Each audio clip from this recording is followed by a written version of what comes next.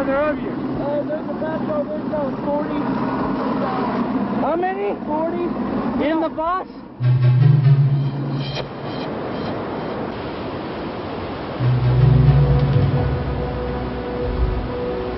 Flash floods, one of nature's most terrifying forces.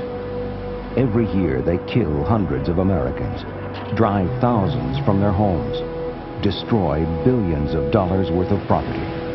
Flash floods spare no one and no place.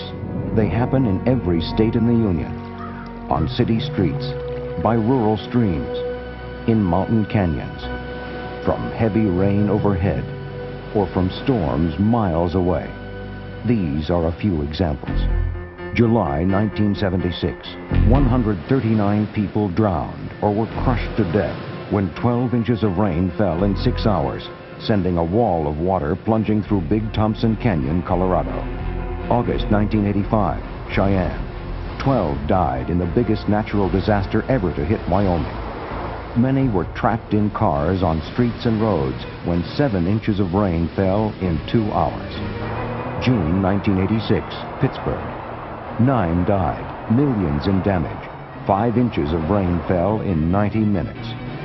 And then in May and July of 1987, flash floods turned placid streams in and near San Antonio, Texas, into raging monsters.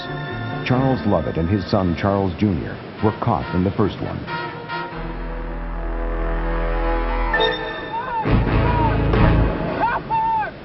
The biggest realization that happened for me was that water was such an awesome power, that water could swell up against the side of the truck and totally carry us away.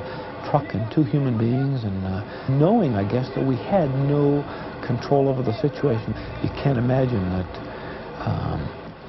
that water can have that kind of awesome power.